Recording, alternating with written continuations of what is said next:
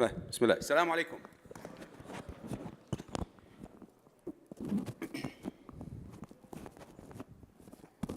بسم الله والحمد لله والصلاة والسلام على رسول الله صلى الله عليه وعلى آله ومن والاه. اللهم علمنا ما ينفعنا وانفعنا بما علمتنا وزدنا علما ينفعنا. We ask Allah subhanahu wa ta'ala to increase our knowledge, to bless us with the knowledge that we have, and to make us a source of knowledge for others that need it. Allahumma ameen. All right, so before we start, we're just going to do a little intro about what's going to go on tonight, inshallah. Basically, we're going to be talking about, after the introduction, we're going to show this 5-minute video, show you the reality of and the ugliness of a lot of things that are going out there, and then where your role should be when that happens. Of course, and we'll go into details about the video, and we'll go into like more steps. About 35 minutes, 40 minutes, we should be done. And then I have a guest speaker that's going to talk about your options when you get into a situation, or if, I guess to be positive, if you get in a situation where you have to use force, what are your options as an American, as a citizen in this country, and as a human being? Okay, the things that you can and cannot do, the things that you should be doing, how to talk to the police, us, and how to not talk to the police. So we're going to be talking about all that, show. Right. Yes, sir.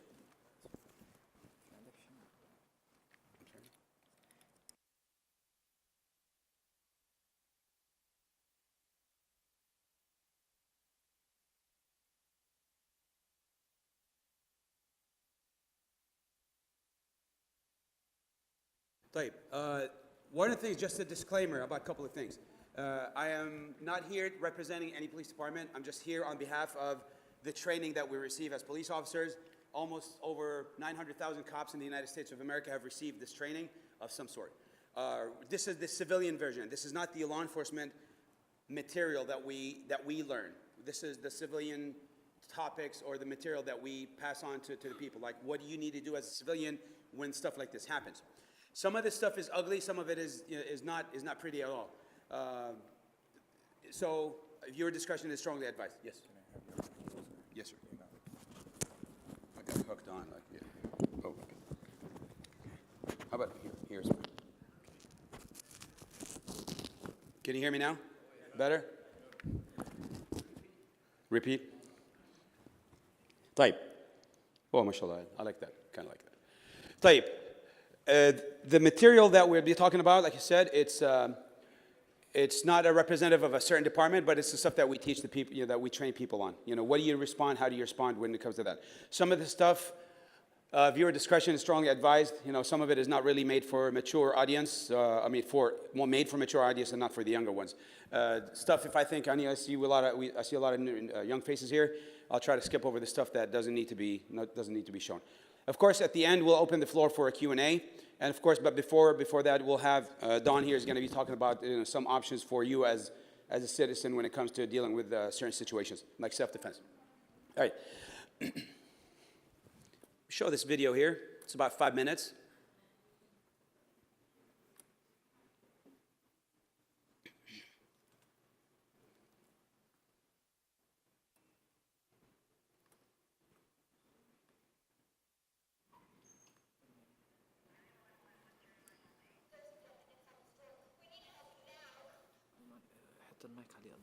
Yeah, of course. You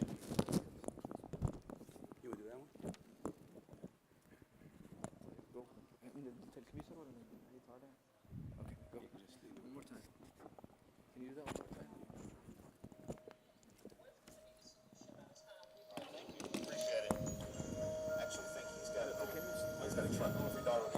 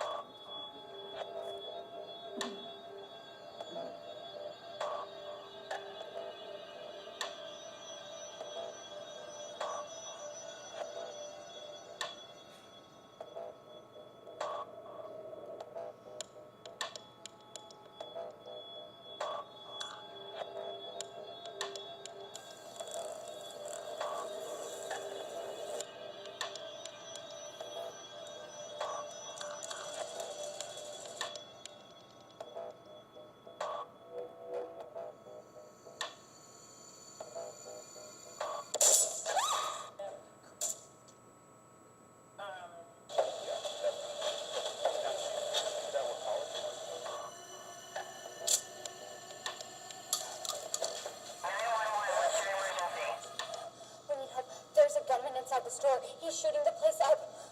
We need help now. Issues that we found. Okay, Emily, see what that is. See what's going on. Just let us know what you find.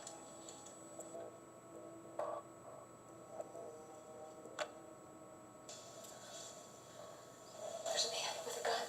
It's right there. It's the wall. Lights.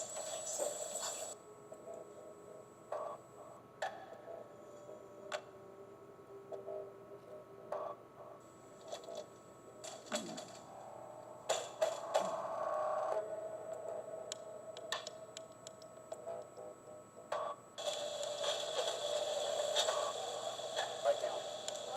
There you go. You're a second for that. This guy with the gun is shooting. Look, James, what do I do? Reverse.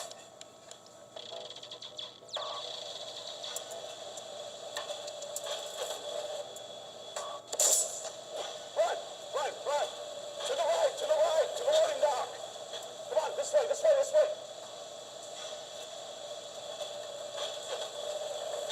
No, come back. Yeah, in here.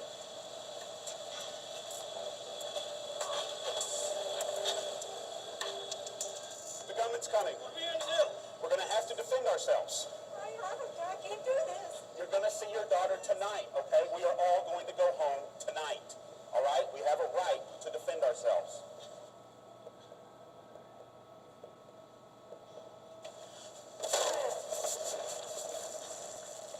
Get the gun! Hold him down.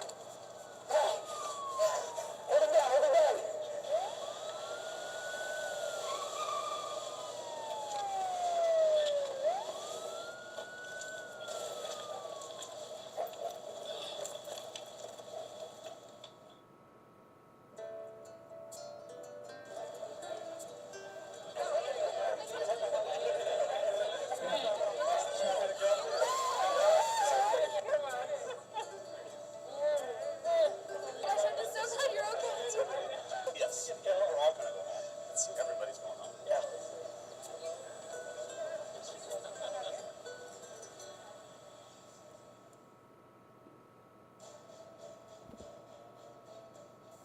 If you ever have the misfortune to be in an active shooter event, you deserve to survive. In our research, we have found that the actions that potential victims take during these events are critical to their survival. We have identified 3 options that have proven effective in many events. These are: avoid the attacker, deny the attacker access to your area, defend yourself. It is a personal decision, but you have a right to do so.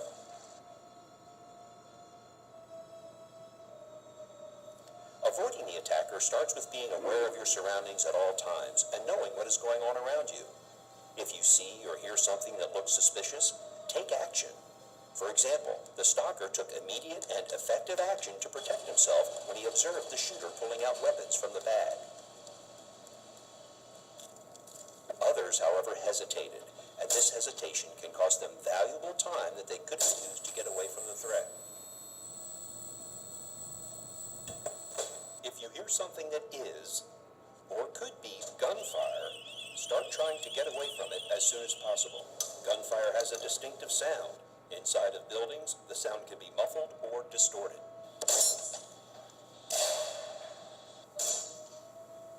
A single loud bang could be a person dropping something, or even thunder.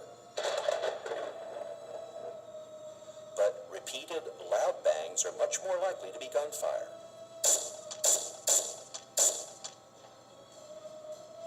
Additionally, look at the reaction of others. Are they startled or scared? Are they running? What are they saying? Any one of these events individually may create denial, but when put together should create a heightened awareness and stimulate an immediate response. It is important that you know how to get out. The situation will be chaotic and rapidly changing. In general, you will want to go to the nearest exit. But you must also understand that the closest exit may not be accessible or safe to use. If this is the case, go to a different exit. While avoiding the threat, consider the uses of cover and concealment. Cover offers protection from gunfire, while concealment minimizes your exposure to the attacker. Try to keep objects between you and the attacker.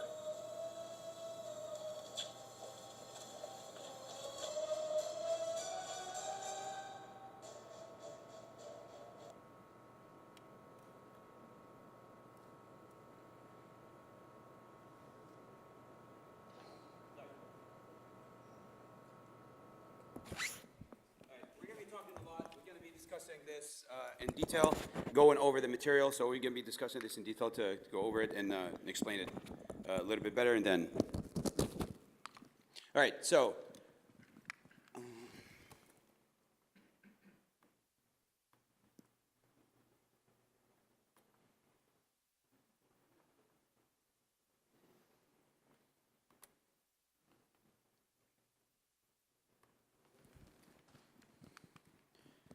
right.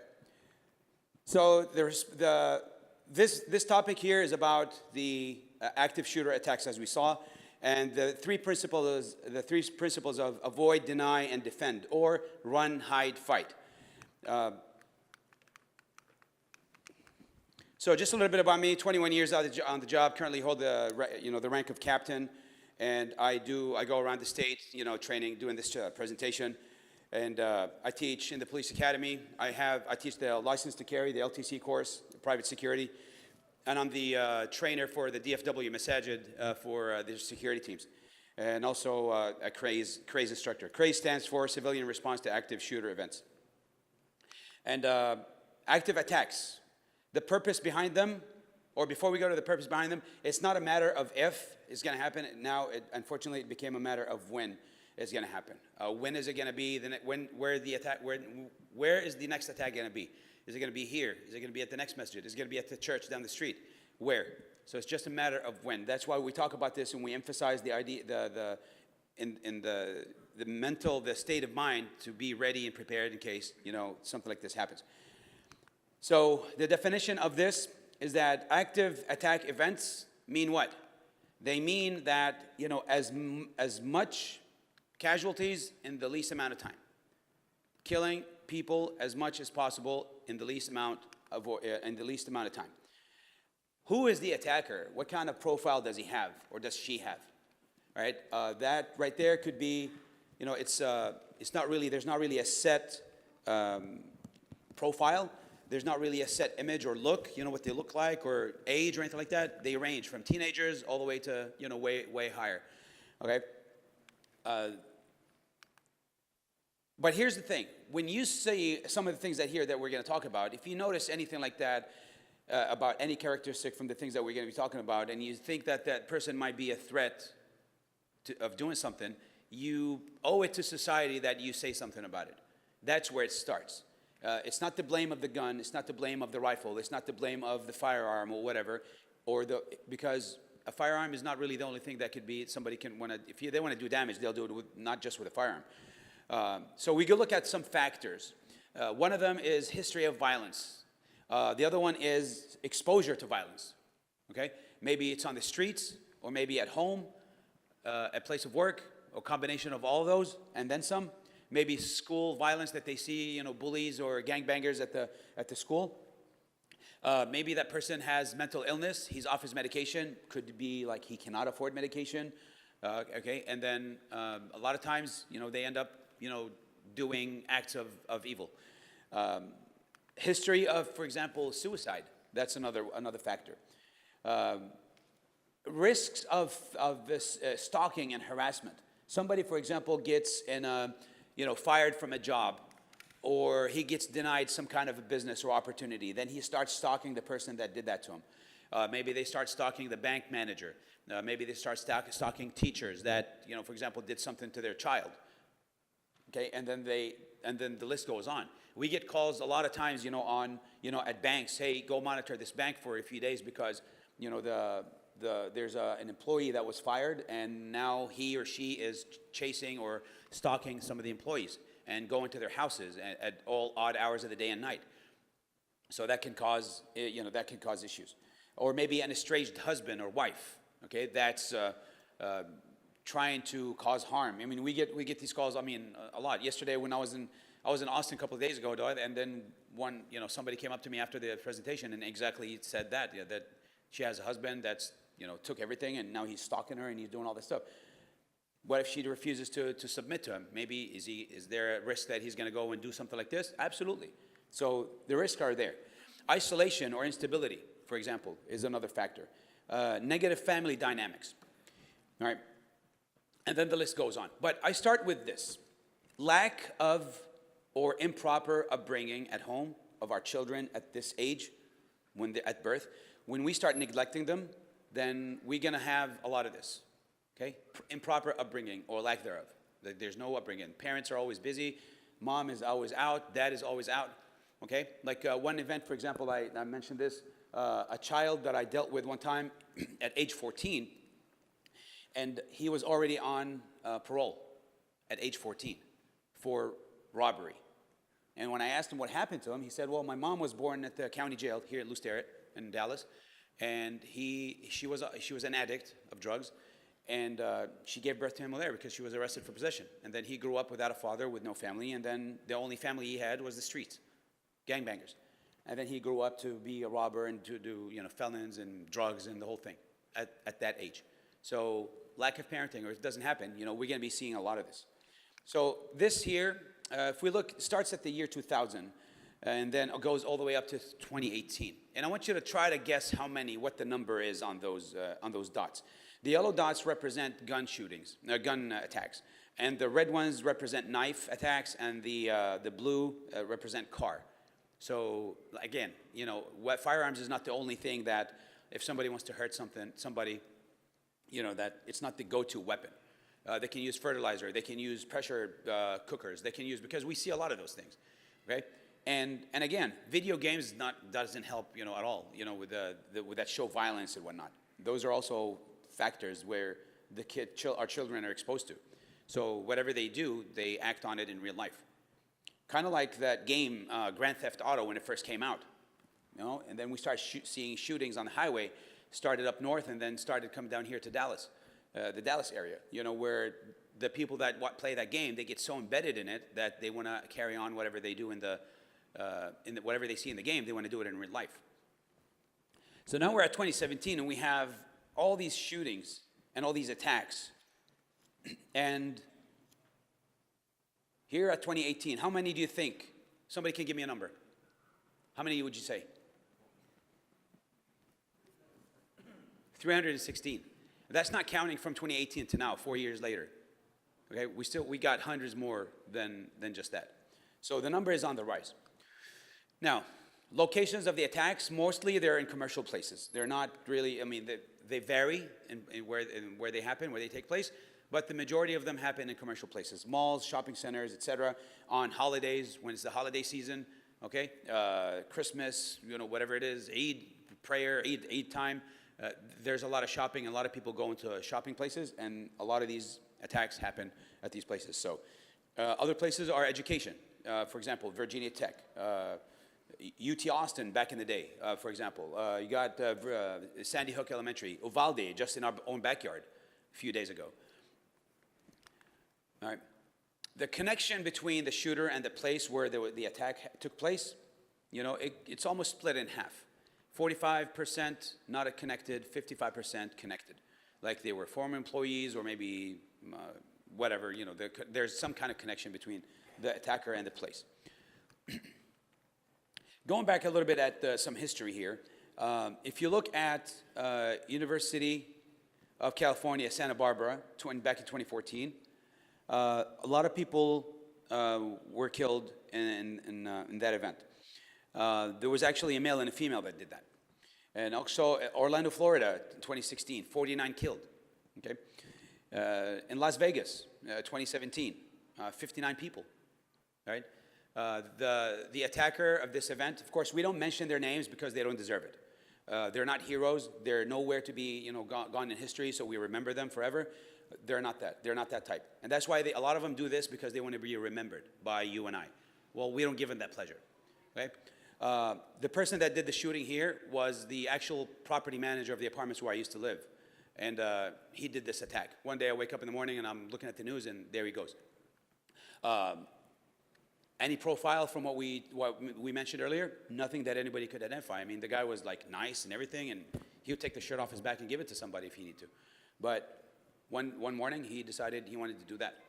Okay, unknown until now, you know, what caused him to do that. So there are a lot of factors that could trigger somebody to just go on the other side and just do evil. Again, cars are not the only, or firearms are not the only weapons that they can be used to attack people. And here in New York City, 2017, 8 people killed because somebody just plowed into the crowd, killing 8 people and wounding 15 others. The other event, Sutherland Springs, back in 2017, okay, which I know you'll be talking about him, you know, later, but he's, I met him down in Austin. You know, I consider him a hero because he stopped the threat with a rifle. You know, that evil rifle that everybody's talking about that should be banned?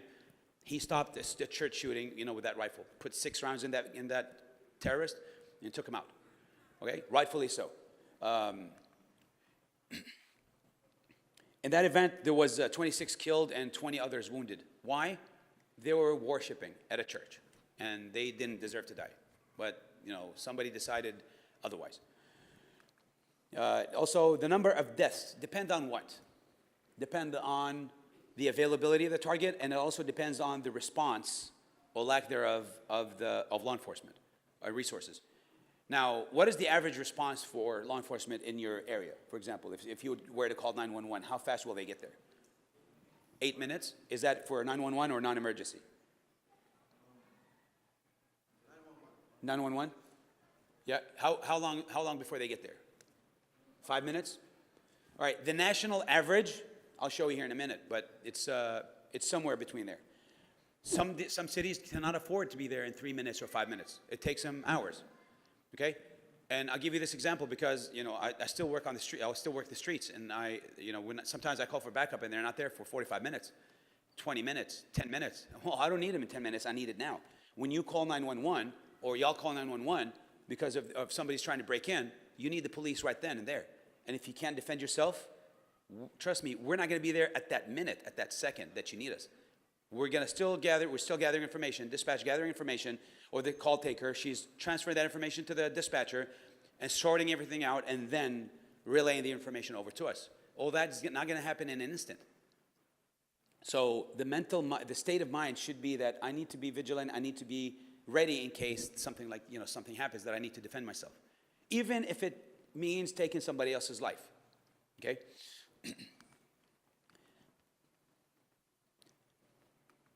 So it's 3 minutes, the national average.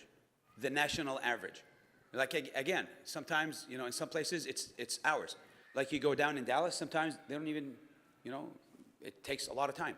In Austin, I had somebody tell me on Friday, she said, hey, I had the suspect, he assaulted me and he hit my car and did that, and I had them with me, and I called 911 and they said, just make a police report over the phone.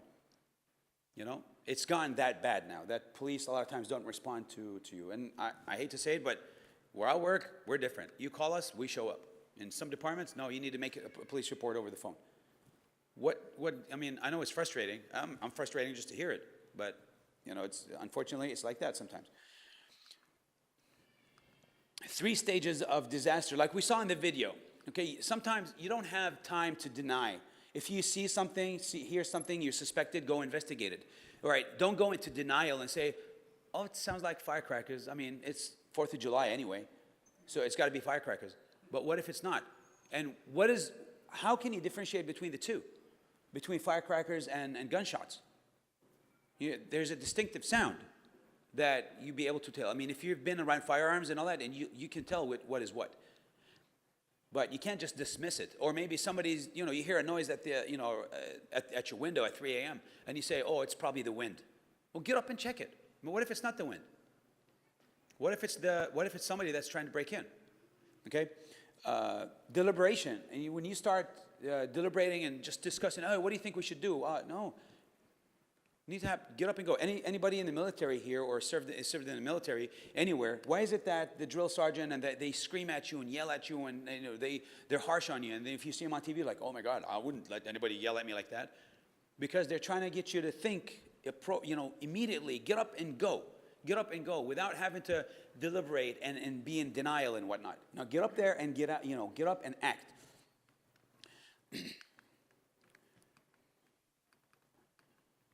All right, so on the human brain has 3 stages when it comes to certain issues, and it depends also on the training and what kind of background that person has. Could be the fight or flight or freeze. Fight, flight, or freeze. Fight is like, we tell somebody, hey, I need you to stand over here for me, I need to talk to you. They go into this fight or flight mode, and they start looking around because either they want to fight or now they're trying to look for an escape route. I've had people try to take off on me in handcuffs, in my own handcuffs, and they'll, because they're desperate, they want to escape. Or I tell somebody, hey, can I talk to you for a minute? Next, they took off running. Even though I wasn't going to talk to them about anything serious, I just want to ask them a question. But some of them they think they perceive as a threat. Maybe because they have something to hide, they think I know about it, and now they're caught. But not necessarily. So you see fight, you see flight, and you see freeze. The lizard brain, if you see here, if you ever come up on a lizard, it sees you, looks at you for a second, not even a split second, and turns around and goes back the other direction. Okay? Because it perceives everything else, or it perceives a lot of things as a threat. So it just acts on it, right away. Nothing said, oh, let me deny. Oh, it's a human. He might be friendly. Let me talk to him for a minute. No, it's just immediately get out. So, a lot of times we need to have that brain when it comes to certain issues like active killing events, etc.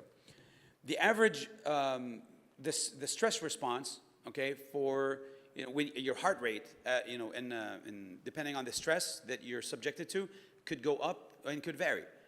Different people. If anybody saw the video that's going around, that lady that goes to her house and there's some intruders that are in her garage, holding her husband at gunpoint. Did somebody see that? It's floating around. Okay, yeah. Somebody said that it's not here in the community. That's in California. So by the way, it's in case somebody saw it. And then she panicked. She's calling 911, and there are some people robbing my home, and they have my husband at gunpoint. And dispatcher is asking her a question like, okay, what's going on? Where are you? Et cetera, et cetera. And hold on a minute. And she's hyperventilating because the shock of seeing these people in her garage holding her husband at gunpoint, and she has her infant with her in the backseat. So yeah, it was not nobody goes home expecting that to happen, but we live in these times now. So 60 beats per minute, when you're sitting at home, for example, just relax. You're not thinking really so much about everything else, right? And then it starts going up the more you start getting aware, the more you start getting involved in situations. To the point where if you get caught in what we call the black, like you don't see it coming, and now it's happening. Somebody's on top of you throwing punches. You panic. You go into panic mode. 175 beats per minute or more, and then maybe you have some cardiac arrest. All right. How many people here have small children in a stroller? Okay. How long does it take you, or when you did, how long did it take you to put a child in a stroller or take him out? Seconds, right? So look at this. There's a shooting happen. Somebody come into this business, and look at the lady there. Trying to get the baby out of the stroller, and it's taken her an extremely long time, even though it's something that she does all the time. And people start stumbling over each other, and then panic, and this guy falls, and all sorts of things going on. People pushing people out of the way, while this lady's trying to struggle to get the baby out of the stroller. Because it's pressure. Yesterday I did this experiment at a church. I was doing this seminar there. And I said, all right, I want you to put this clicker in your purse, pretend that it's pepper spray, and let me get somebody to attack her and see if you grab a hold of her. She could not get to the purse to save her life to get this pepper spray out of her purse. And the distance was like from over there maybe, from where the fan is, to this microphone.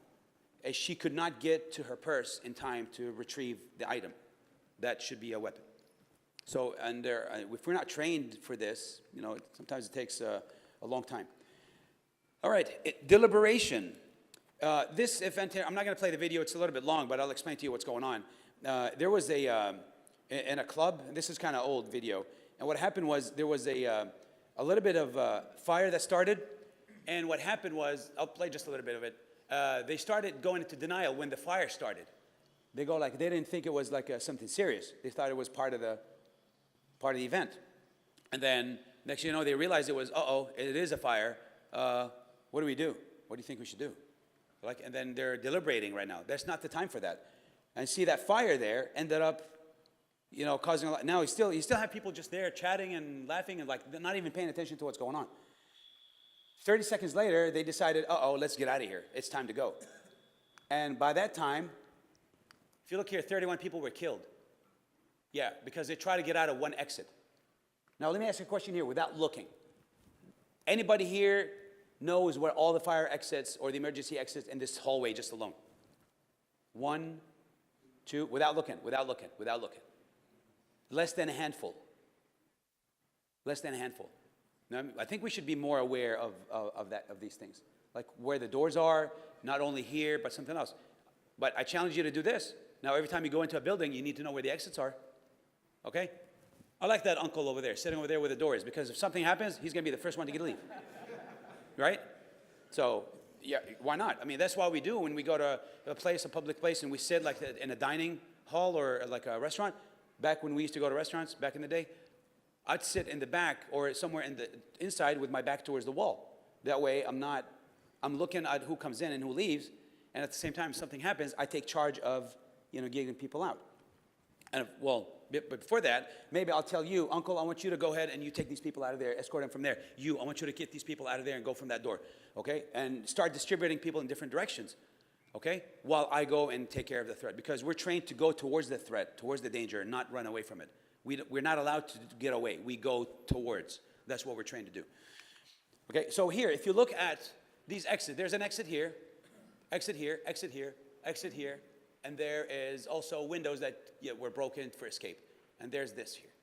So how come nobody knew about that? Because we're creatures of habit. We go in one place. How many people here park in the same space every time you come to the masjid? Right? We got a few. I'm one of them. But what if that space is not available? You go like, oh my God, somebody took my space. Like it's like you bought it. Like it's under your name. Right? Sometimes you don't have time to do that. But how do you, during deliberation, you start having that energy and that panic, you go into panic mode. But instead of going into panic mode, use that energy to calm yourself down, first of all. Because if you're not calm, you're not going to be able to be of any help. Okay? You ever watch any police videos where the police officer gets in some situation and he goes, officer, need help, I got shots fired. Like all calm. We think like, seriously? Really? Right? But some others, maybe for a little thing, or like that lady that called 911, panicking, didn't know even how to get the words out. Okay? You need to be calm. You need to breathe. Breathing exercises. If you know how to, you can look them up. There are a lot of professionals here that can help you do it. I know at least a couple in this facility. Shift your emotions. Instead of being anger and panic, shift them to, okay, what do I need to do? Like I just said right now, Uncle, I want you to get this crowd out of here, go through that door. I want you to do that. Okay, maybe he wasn't thinking about that, but because somebody told him to do it, now he's doing it. Or maybe he has the training and he has the background. Good. So that's where we come in. And stay fit. Staying fit is not just physically and running, 5, 10 miles, 20 miles every day. Like I ain't running 10 miles a day. But mentally up here. You need to be physically and mentally fit so you don't get into that panic mode. All right. And of course, you need to practice these things. So if there's a drill in place for fire, I know our children at school do it. Sometimes at work, at college, whatever, we have drills every so often. Okay? Wednesday at noon. What does that mean to anybody? Every Wednesday at noon, sharp. What? The sirens, right? The sirens every noon, noon on Wednesday, the sirens go off. Did you ever listen to it and say, oh, it's just the test? Sometimes I look at the watch and say, okay, it's that. Because I don't just dismiss it because it might be something. So,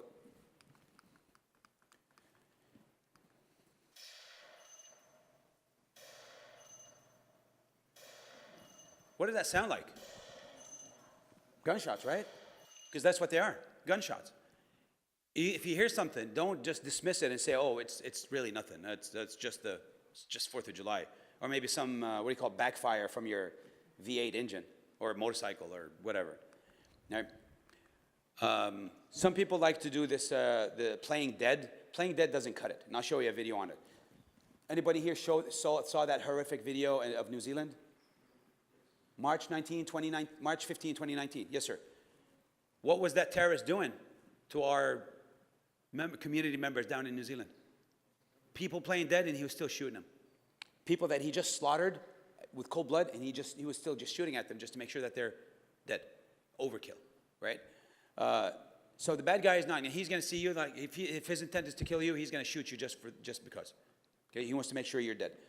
Hiding and hoping. Of course, hiding is. Hiding is the other thing that we teach besides run, and then hide if you can't run. But then sitting there playing dead is not going to work. I talk to a lot of people that say, "Oh, brother, it's a gun. I don't carry a gun. I don't want to take anybody's life. I just pray to Allah that I'll be safe." Look, I'm a man of faith too. I believe in God, and I believe, alhamdulillah, there's no question about that. But like we say, tie your camel, right? Do your necessary steps, and then after that, put it in the hand of God. No, don't just say, well, God is going to stop me. Well, the bullet is not going to just magically stop from killing you, okay?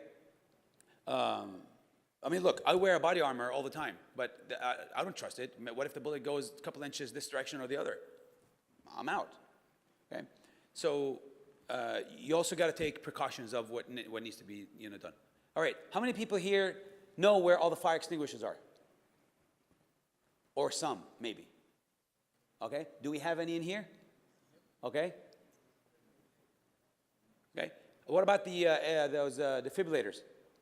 Do we know how to use them? They're kind of easy to use. I know doctor here, but we teach us all how to use it. But it's simple, but then have we trained on it? Okay, what about tourniquets? Okay, what about tourniquets? I carry one, obviously. I carry one on me with shears, with scissors, in case something happens. I know how to apply it under stress too. Because applying it in one thing, but applying it under stress, when I'm bleeding from my femoral artery, I know I'm going to bleed out in 2 minutes. I need to put it on like right now or yesterday before I bleed out. So avoid or run, deny or hide, or the other one is defend or fight. Sometimes you got to take the fight to them. Okay, if like we saw in that video, that guy is going in trying to shoot people, okay, and he's looking actively for people to kill. But sometimes if we can't hide, we're gonna have to take the fight to him. What stopped that terrorist in New Zealand when he attacked the mosque and killed 52 people? What stopped him? Who stopped him? Huh? Somebody threw like a device. Was it a credit card machine? I heard, right? A credit card machine, and stopped him with it. A credit card machine versus an AR-15 that killed all these people. Crazy, right? So all it takes is for one hero to stand up to that coward, because that's what they are, cowards. It takes only one hero, one person, to stand up to him and challenge him. And he's going to do what? He's going to run. He's going to go somewhere else. Because what they're doing is they're trying to kill as many people as possible until somebody stands up to them or law enforcement shows up. All right, leave as soon as possible. Know your exits and call 911. There's no time to do that right now. Or how many people did you see in that video that we saw, even though it's a training video, but how many people did you see, oh, hold on, I got to get this on TikTok right quick. How many people did you see do that? None. That's not the time for it. Okay? Unfortunately, these people do exist, and they're out there. But in a time like this, there's no time to be YouTubing and putting this stuff on social media. Okay? Just because I want views. Look at this video here. This guy goes in with an AK-47. Let me play it again. To a Jewish deli. Look, people in the car there started taking off. This guy takes off. You see any of them on a cell phone recording? No, sir. That is not the time for that. Okay? In the back area, you'll have a lot of places where somebody can, where you can hide and maybe hide others with you. All right? Maybe there's some ladder or some escape route. Maybe the fire escape. Maybe get on the roof. Maybe, go somewhere where the attacker is not going to go. Not likely to go. Okay? Lock the door, stay out of sight, and turn off the lights. Barricade, put something heavy or as much heavy stuff as you can. Okay? That table, of course, not going to cut it. You need something heavier. Maybe can you use your belt? Take off your belt and maybe use it to lock the, that lock over there, for example. That's there. You can tie it or put something tight on it to make sure that the door doesn't open up. Okay? Door stoppers are good, it's just they're not really good. I mean, which direction is the door going to open?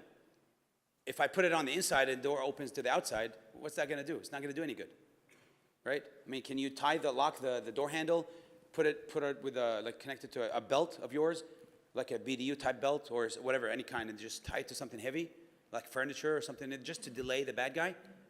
You know, anything that delays him would be, could be good. I mean, if he, all right, does the door open outwards or inwards? That's another thing that you need to notice, okay?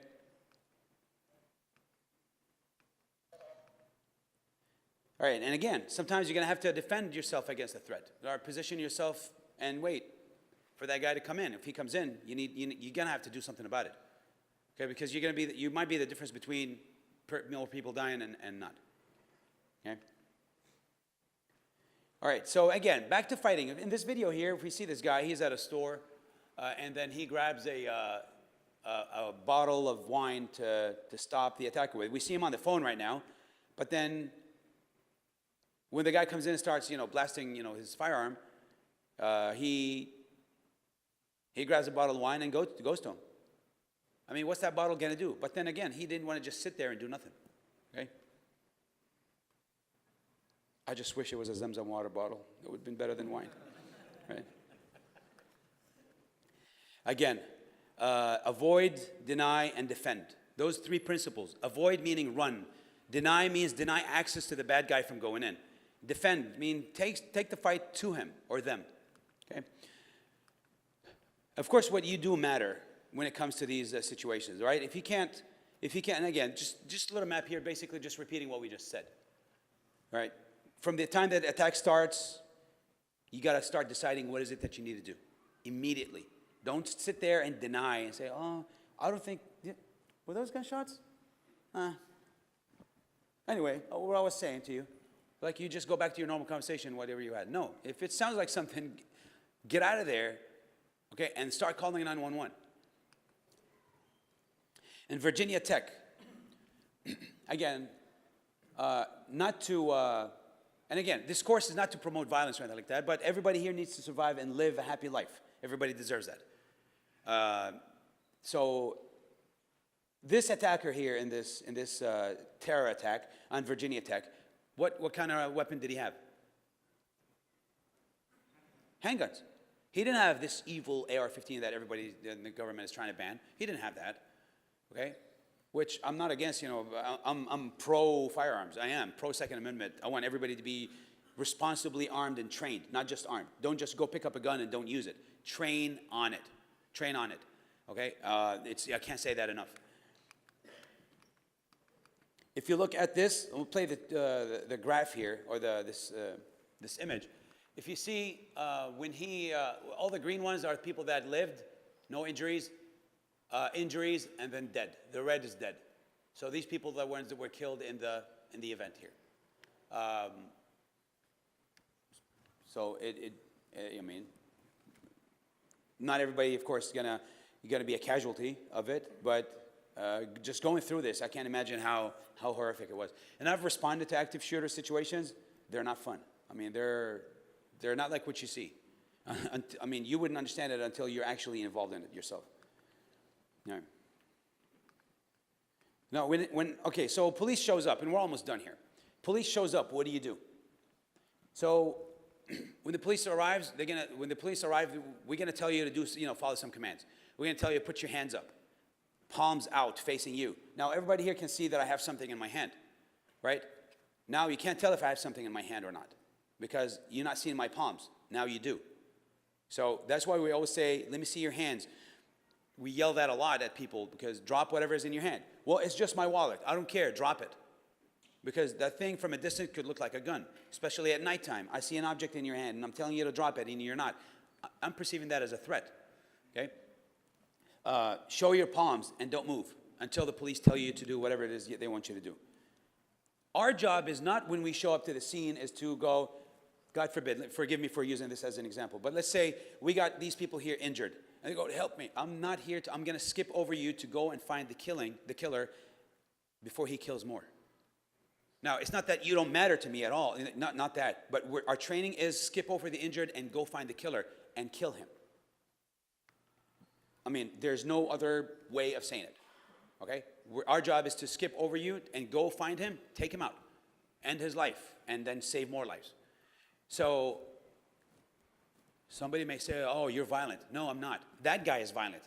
I'm here because he's here, because he's hurting my family and my community members.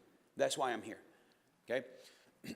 And my job is to stop it and evacuate the injured after we clear the place, after we see that everything is safe, all the rooms are clear, bad guy is out, and then medics. All right, I need medics.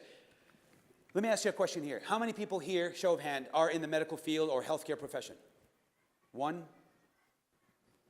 2. Anybody here knows CPR, first aid? Okay, more hands coming up. You're the people that we need when something like this happens. Because doctor is going to be started, he's going to start, he needs help triaging and get people out because there's not going to be enough medical personnel out there. We're going to be getting as many as possible, not just from Irving, but from here, from there, from the next town over, from Dallas, we're going to be coming in, from all over the place. And it's not going to be enough because we don't know the magnitude of what happened. Okay? When the police arrive,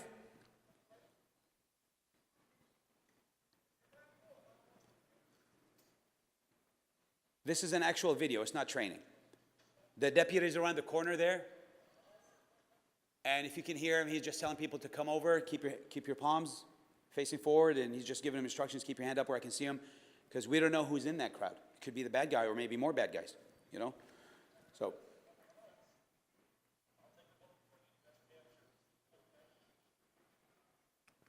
All right.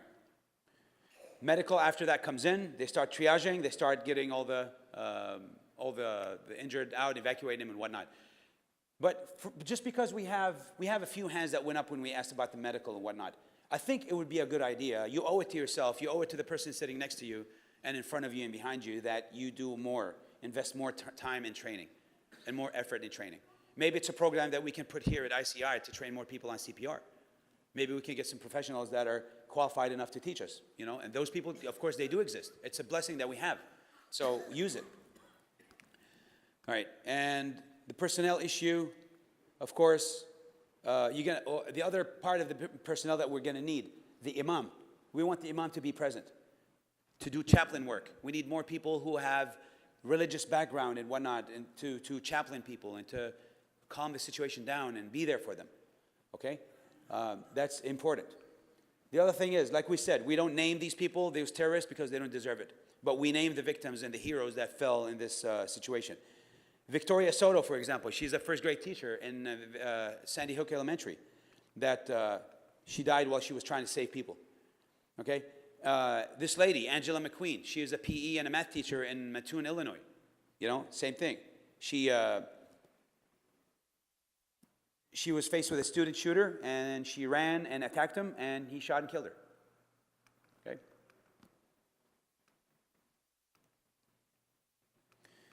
In summary, and we end with this, active shooter events, okay?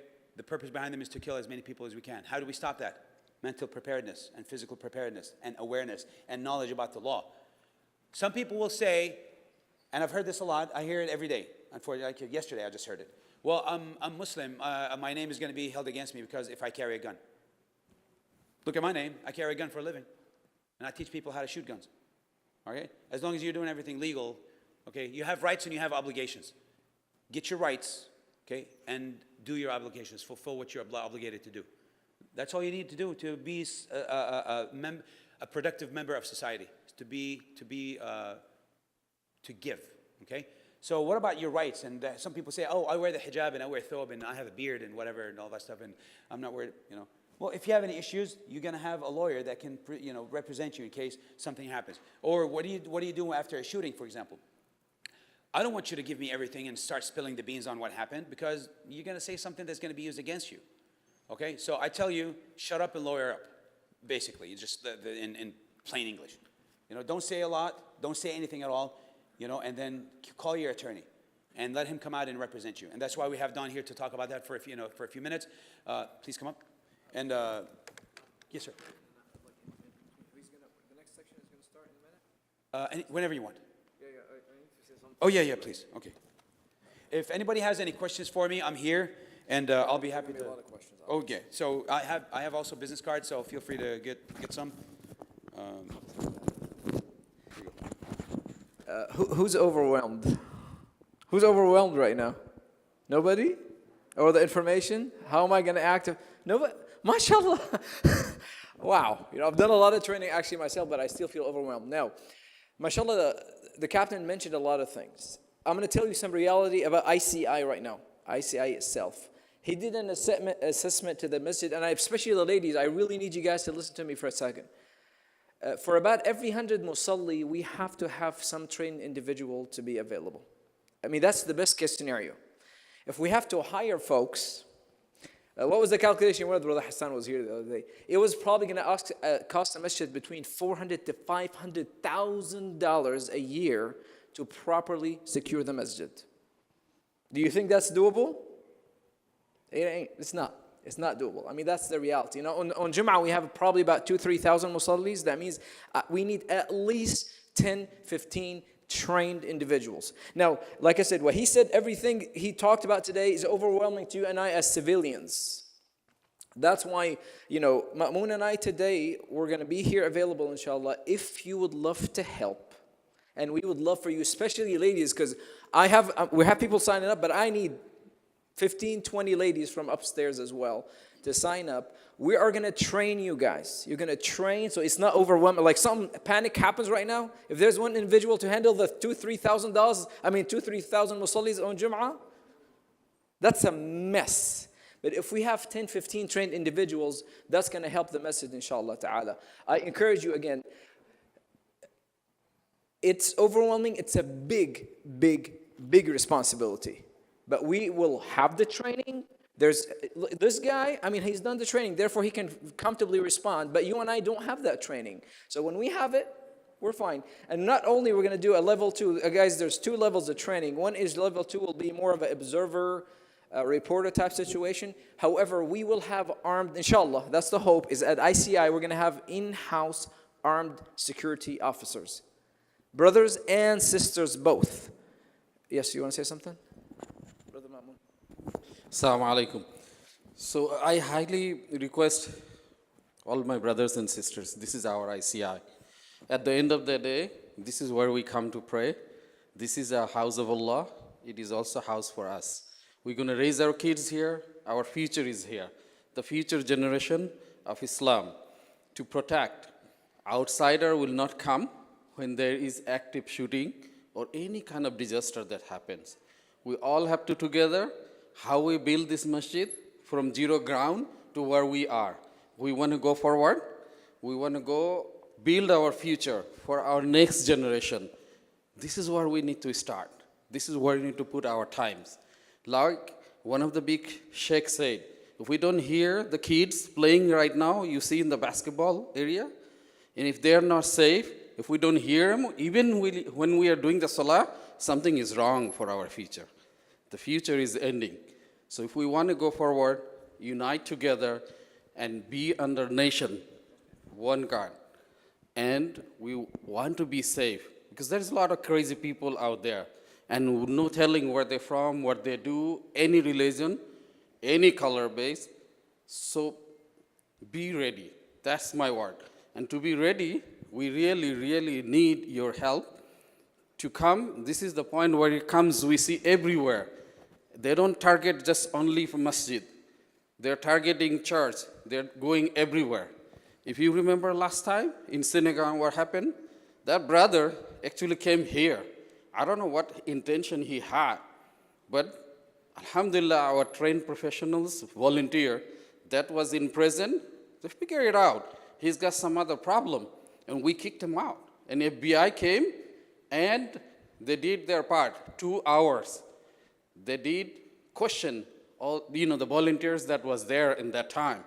But when they saw the footage, and then they were proud of us that we kicked him out.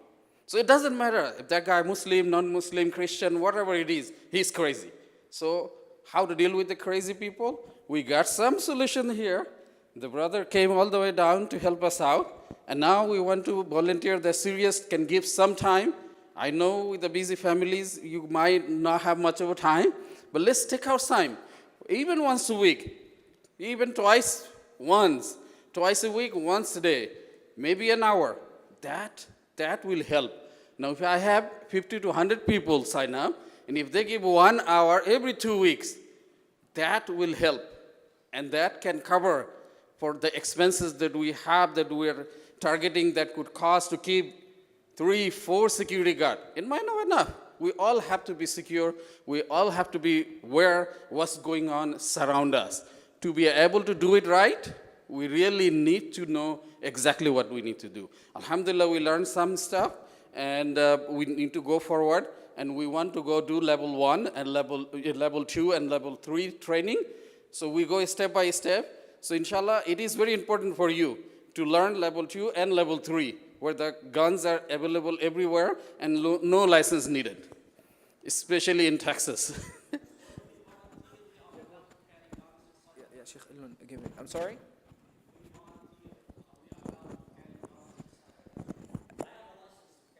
Okay.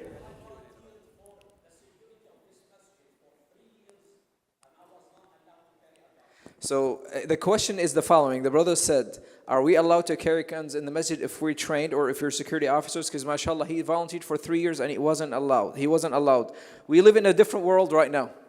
The plan is the following. Alhamdulillah, Brother Mamoon and I are in charge of setting this up, inshallah. The promise to you guys is the initial training, you've already gone through that. The level 2 is about 6 hours training, by the way, guys. Just initial few little things you have to do, that's level 2. Then level 3 is about 50 hours, right, Captain? 45 hours or so. We are going to offer this at ICI this summer, inshallah. The plan is before the school starts, we're going to have armed officers, inshallah. That's the plan. You will be allowed, we'll do the training.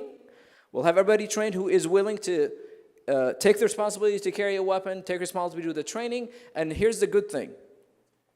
We're going to do follow-ups and refreshers, inshallah, once a quarter or so forth. So you will be, inshallah ta'ala, allowed. I'm giving you my word for that, inshallah ta'ala. Now, since they have to carry on, remember this email, security@ici.org. security@ici.org. Anybody who's interested, especially ladies, I like by the end of this event, I want to have like 15 volunteer emails, shooting emails to me with my name, phone number, when is the class, next class training coming, so I want to be there. We want to build, inshallah, the next 2 weeks almost is going to be basically just getting volunteers.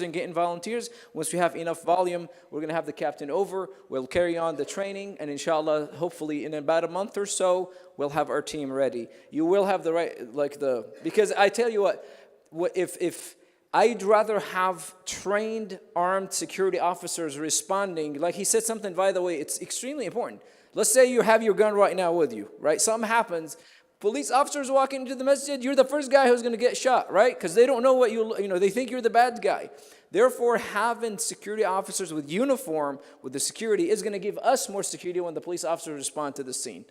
I'll let him handle all the questions. Security@ IrvingMasjid.org, guys. Do not forget it. I'm hoping. Irving Masjid. IrvingMasjid.org. Carry on, Sheikh. Bismillah. Can you use that microphone there? I think that's dead. I don't think it's working. Yeah, I think so. If you want to put it in your pocket, just That'll be great. Okay. clip it here. That'll be awesome. Thank you. Okay. You look official now. Hey, I look official. All right. Do I look official? Not really. Hey, guys, my name is Don, and they wanted me to come out and talk to you folks. Everybody should have a blue trifold and a white enrollment form, correct? Okay. I'm going to start this a little bit differently, as I told the captain, because a little bit about me. I've been doing U.S. Law Shield, Texas Law Shield, which is actually a legal protection program.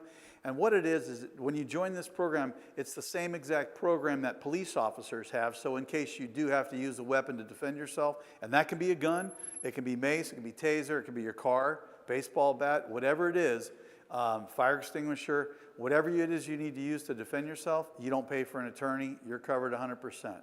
And it's 36 cents a day, it's $10.95 a month, or it's $131.40 for the whole year. Now I'm going to pause for a second before I go into the details of the plan. Because a little bit about me, lived over here in Grand Prairie for many, many years, and I heard what's being said here, and I just want to strongly encourage you guys to take this seriously, to get involved in your own protection. Here's why. At U.S. Law Shield, what we are seeing is that not just the stuff that you're seeing on the news where people are shootings everywhere, where you've heard about the church shootings. In fact, you guys remember the White Settlement church shooting? Jack Wilson, the guy who took down the shooter with the one headshot? He actually, for many years, had been my LTC partner. And I went into that church and signed everybody on that security team up for Texas U.S. Law Shield.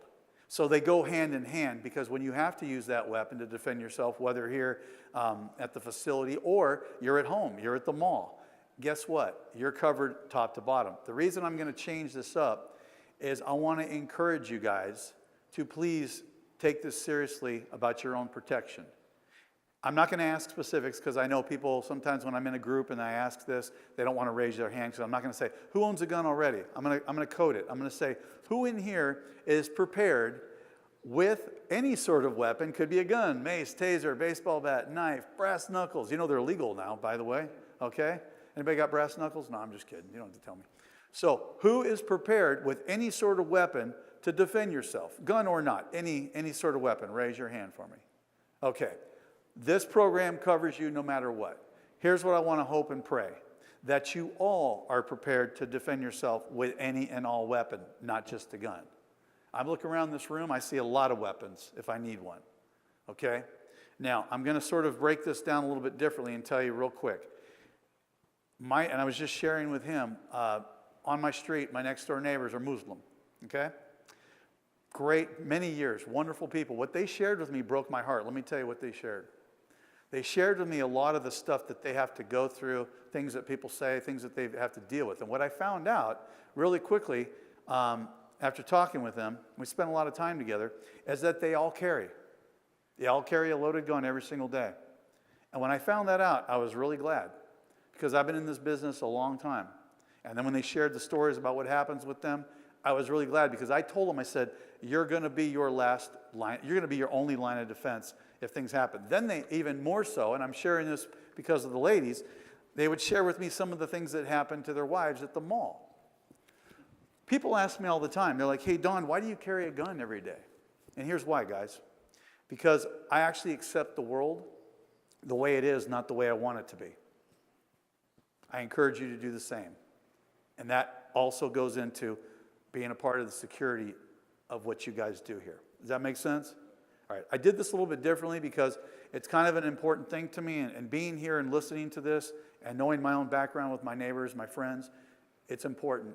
Be there for your own protection is what I'm saying. Got it? Now, the way the program works is when you do join, and I'm going to do this really quick, by the way, if you are interested in signing up for the program tonight, you can do that way. I've actually worked out some special arrangements that you guys get some perks, if you will, because you signed up here. And I'll go through what those 5 perks are really quick in just a moment. But the way it works is simply this. When you join, you get this card to carry in your wallet. It's a membership card.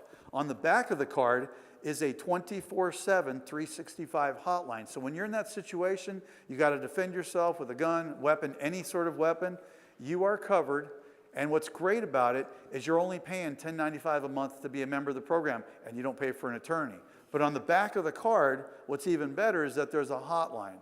It's a 365, 24/7 emergency hotline that is answered by an attorney. So in the middle of the night, you had to shoot that guy at the gas station, the cops are coming. Like you said, they're not your friend, they're not your enemy, they got a job to do. So get on and off 911, call the hotline, the attorney answers, they're going to tell you what to say and do real quick. When the police show up, just show them the card. You will not look guilty, because they all know who we are, because they have the same type of program for themselves. And then you read them the statement, lock it down, we're on the way, we'll be there shortly, and we're good to go. And all you're going to pay, if you have to go to grand jury, criminal trial, you get sued civilly, got to go back for endless appeals, you're just paying your 36 cents a day to be a member. That's it. I didn't want to take a lot of time. The program is pretty simple, but you understand how that works, right? Okay. Any quick questions that I can take for you before I share with you what the perks are for those of you that are signing up in the program? No questions? Okay. I wanted to go through it really quick. I told them I would keep this down to about 7-10 minutes. So for those of you that do want to sign up tonight, this booklet is actually was written by the attorneys. They took all the illegalese and legalized the laws that we hate to try and read and understand, put it into a really easy read format for you to understand. The second perk For those of you that do sign up in the class tonight, is your rate is locked for life. It never goes up. You're always going to be paying what's on that sheet. You're good to go. Also, when you do annual in the event tonight, you get 2 months free, so you're not going to renew it the 12th month. You'll renew it the 14th month. And then also, you're going to, 2 other books you're going to get tonight. This booklet right here is the constitutional carry laws that went into effect in September. For those of you that don't have a license, you're also going to get this. And then this right here is called the Texas Gun Law Armed and Educated.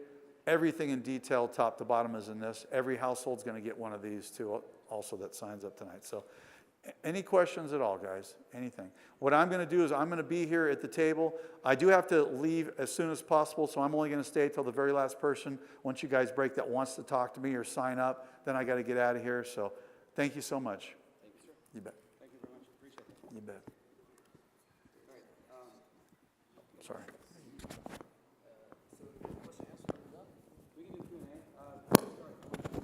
Okay, so before I gave it to our sergeant to give you the tips for a minute or two, Captain. Watch your language, man. Yeah, Captain, I'm sorry. So he'll give us from the whole session what to take home. But I just wanted to let you know, please sign up. So that address that we gave is security.department@irvingmasjid.org. So security.department. Keep it, okay. So keep it security.irvingmasjid.org. You sure? Okay, because I'm receiving different things. Okay, so that is security@irvingmasjid.org. Yes, or come to me or Dr. Salim, inshallah. Okay, Assalamu alaikum. Okay, assalamu alaikum. Any questions about what we talked about? Yes, sir. Please. Captain, can we give him the thing so we can hear the question? Yeah, sure. Is that one there? Yeah, is this one, Mansoor, can we get that ready? So if you have a I'm going to give you so everybody can hear the question.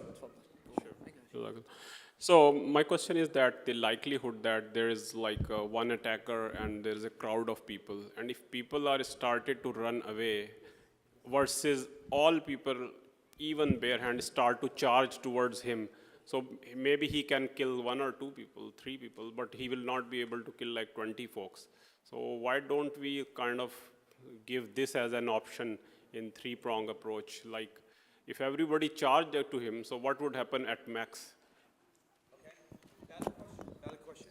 So a question like this, I mean, you're not going the majority of people are not going to have that.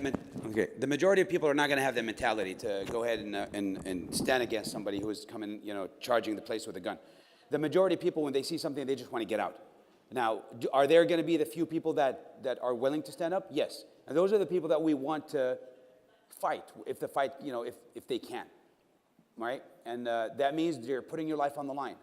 But we're not going to say, yeah, I want everybody to go in charge, because what if the person doesn't have for example, he's not ready, maybe he doesn't have the training, doesn't have the background. Maybe it's going to put more people at risk if he does it. But in general, I mean, there are not going to be that many people that want to do it, because everybody wants to go out that one door. But these people do exist, yes. And we're going to be, of course, I appreciate that question. But for that, I would say do more training, and that will actually answer your question better. Get involved in some training that will answer your question, and then you'll be more. You can be mentally prepared when that happens. So, I mean, why don't a lot of people do it? Because they're not really not everybody's cut for it. Just like everybody that's wearing a uniform is not cut to be a police officer, and I see a lot of that. So, a lot of people would probably not want to be involved in it. Yes, sir.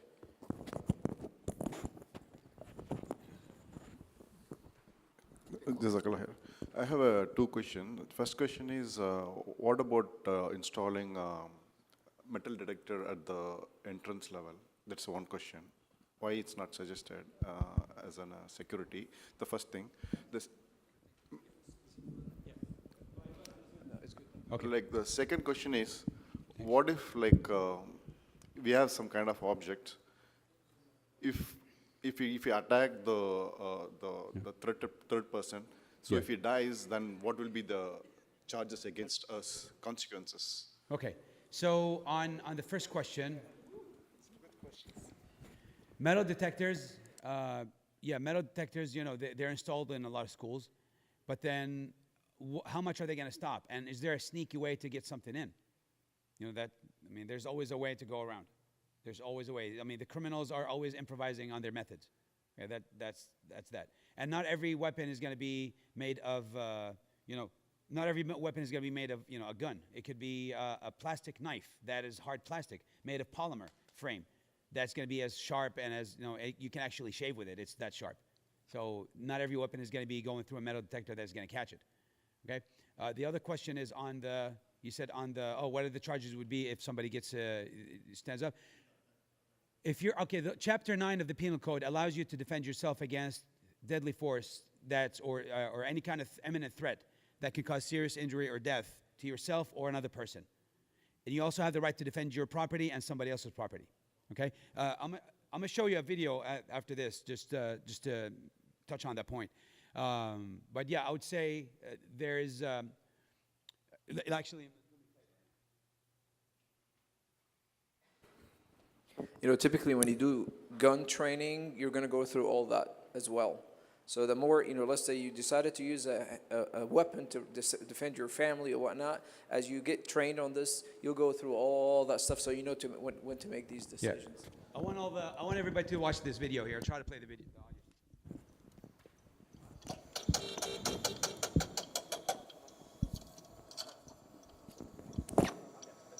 All right, look at this home invasion. This just happened the other day on 18th of May.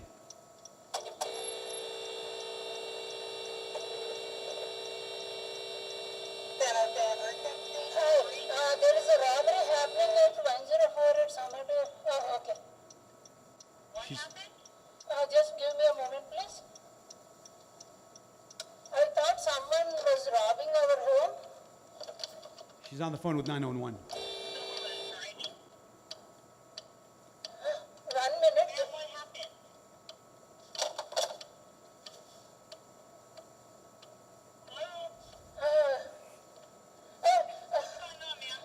There is a robbery happening, but they have my husband at gun. Then. What language do you speak besides English? Let me get a translator. Please, I cannot honk. My husband is at gunpoint. I have an infant. Okay. And they are driving away.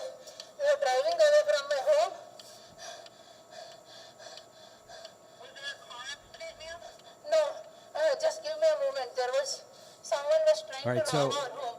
she It's gives the license plate 7CV information to the G04. dispatcher. The car license plate. The car. But if you notice how she's hyperventilating, every few seconds she said, hold on. Now, a situation like that, does that warrant deadly force use? Yes. Yes, the answer is yes. Chapter 9 of the Penal Code explains all that stuff. Now, if you're worried about what's going to happen to you, that's why your attorney should be coming in place and to defend you in case of anything. You got nothing to say to the police when they come up because you're going to be saying the wrong thing. Okay? You're going to be saying the wrong thing. Maybe it's not illegal, but something that can be perceived later, as the wrong thing to say. You know how we say you have everything you say can and will be used against you in court of law? Part of the Miranda warnings. That's one of the things that could be used against you in the court of law. For example, we show up to a scene, for example, and this one guy, he's laying dead on the floor with, some wounds from gunshots. And then we say, wow, where'd you learn how to shoot like that? And the guy says, man, I've been training every day, man. Yeah, thank you, but I've been training every day just for this moment. That's not illegal to say, but then when the jury hears it, what are they going to perceive it as? You've been waiting to kill somebody. You just pulled the trigger just because you wanted to kill someone. Right? So that's why we say, zip it up, lawyer up, get your attorney out. That's why this we call this is very vital to have, to call your attorney. So if you're acting in self-defense and your actions to preserve somebody's life or to save your own, you got nothing to worry about, or property. That's a prime example on, you know, when deadly force is justified. That right there is, if nothing, if that's not justified, I don't know where is. But that right there is prime example on it.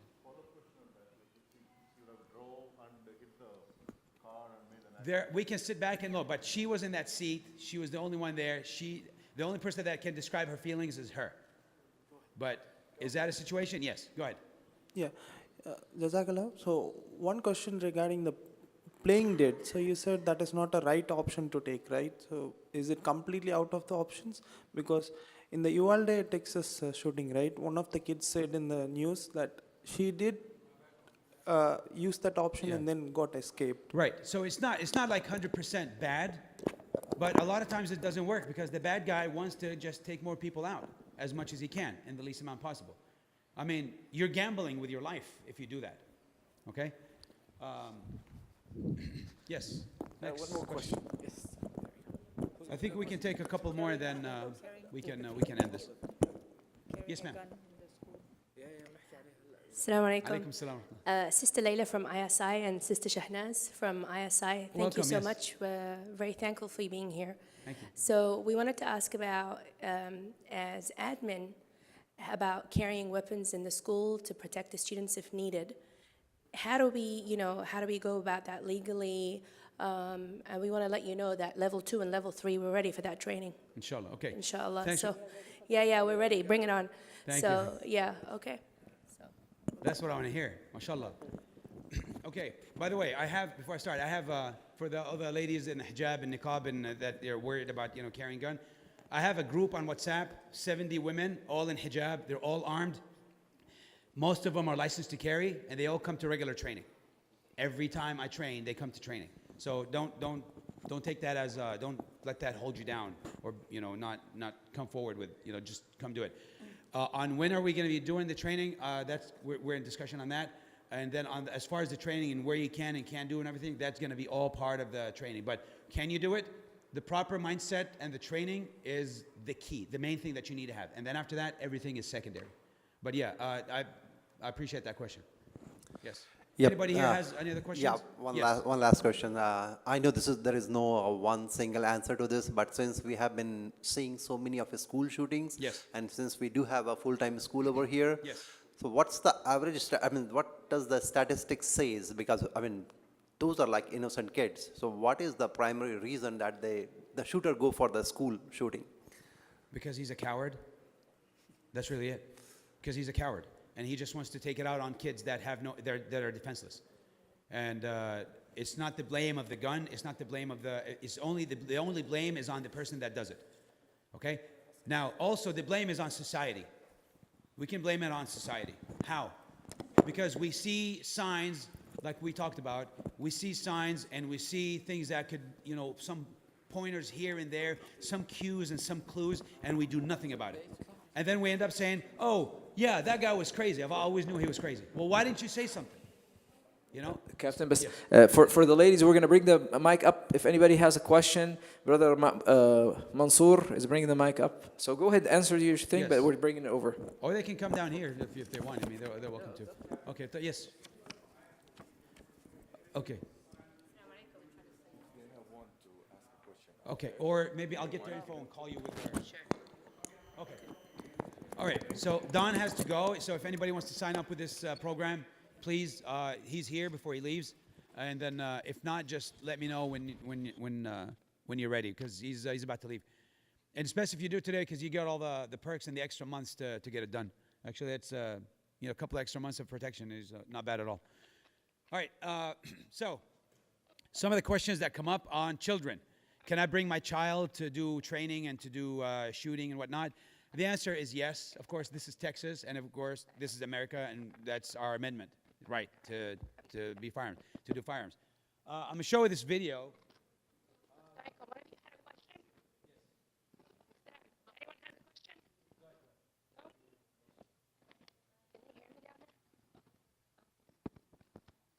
No questions up here. Kind of choppy. No? Try again? Yeah, I want to ask you one question. Go ahead. How old to be training for the children?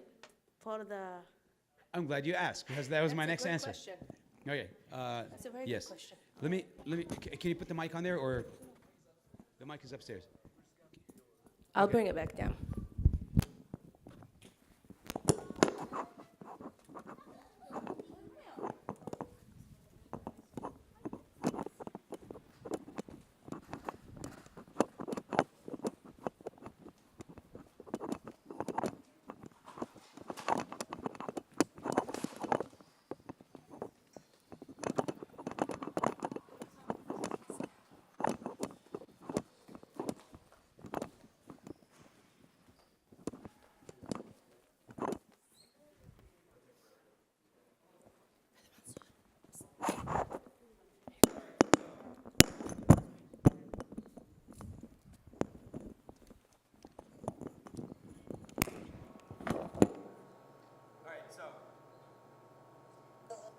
Muhammad, I'm Sergeant Muhammad's son, and I encourage all of you to take your daughter or your kids at a young age to start shooting, because I was a safe shooter since the age of 5.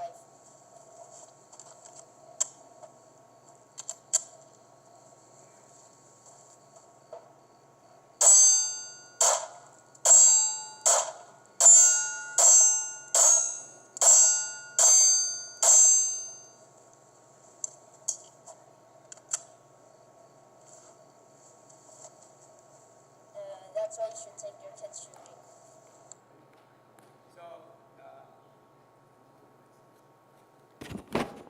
So again, this is my son. He's 12 now. He was the one that just walked in here. Since the age of 5, he's been shooting. But I'm always supervising him, and he's responsible. I trust him with my guns. I have no problem with that. My other children also, they're trained, and I teach them at a young age. Teach them, started with the responsibility. Take that curiosity out of them, because if they keep it a secret, they're going to go and, like we know, the curiosity killed the cat kind of thing. So if you keep it a secret, they're going to find it, because you can't hide anything from kids. You can try to change your password on your phone and put multiple locks and whatever, they're going to crack through it. So if you hide something from them, they're going to go and find it. So take the curiosity out of their mind and let them experience it. Break it down. This is what I did with them. They said, Baba, you always in and out of the house with guns. Yes. Okay, teach us. MashaAllah. Okay, so break it down. Break it down, of course, make sure that they're clear and everything. Break it down, put it on the table. All right, here are the parts. Pick them up. Grab them, hold them, examine them, see what you like and don't like about it and everything. Oh, this is it? It's not a secret anymore. And then they start wanting to learn a little bit more about it responsibly. Instead of sneaking behind you as soon as you leave to go shopping or go do something, and then they get into the safe or whatever you hide stuff, and they access it, and then they get hurt. So don't make it a secret.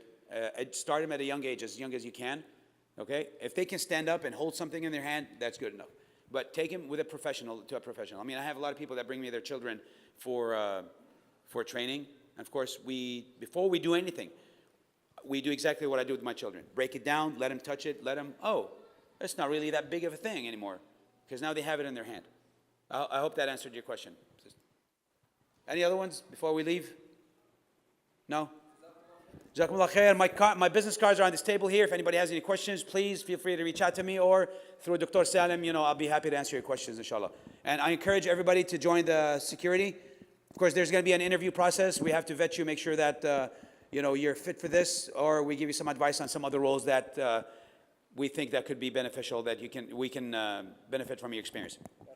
Jazakumullah khair.